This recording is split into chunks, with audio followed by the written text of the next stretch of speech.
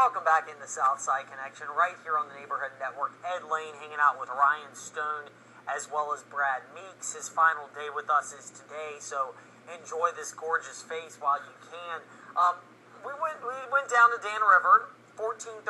Magna Vista ekes out a 1-point victory.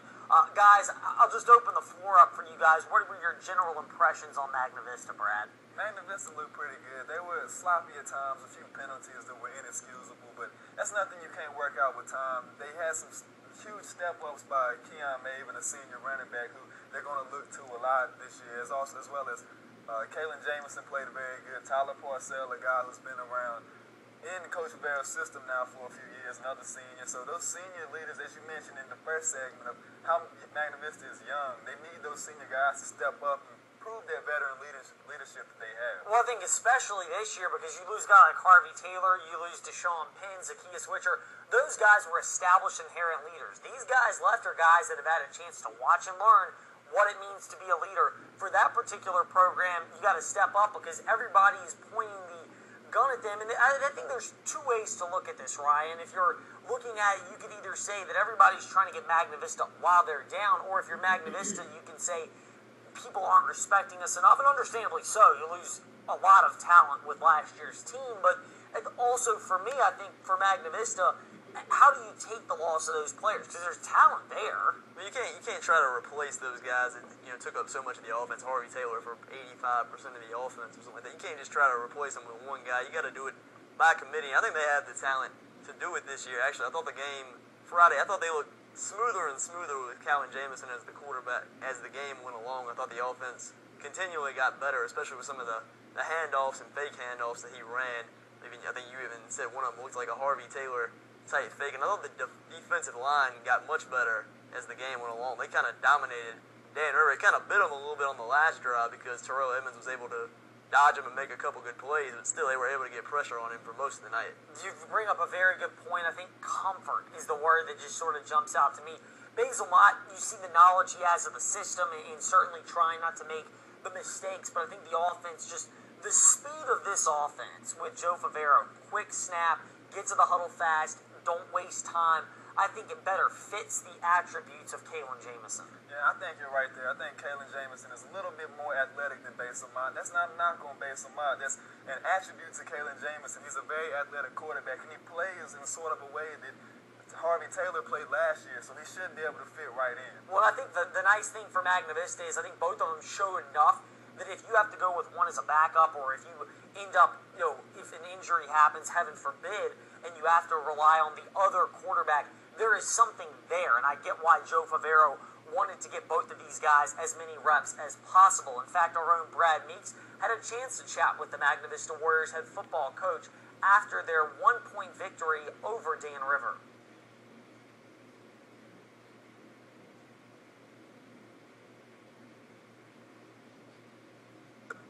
Here with Coach Favero, Magna Vista. Coach, the first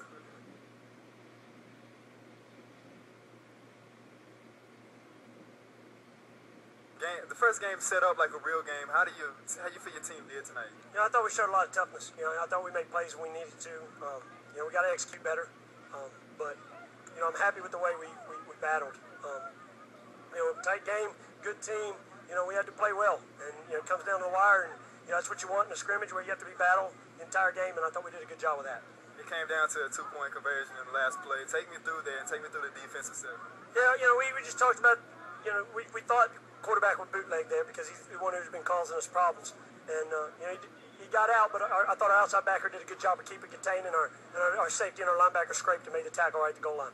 You came in tonight with 2 quarterbacks competing for the starting job. Where does the competition stand after tonight? We'll have to watch film.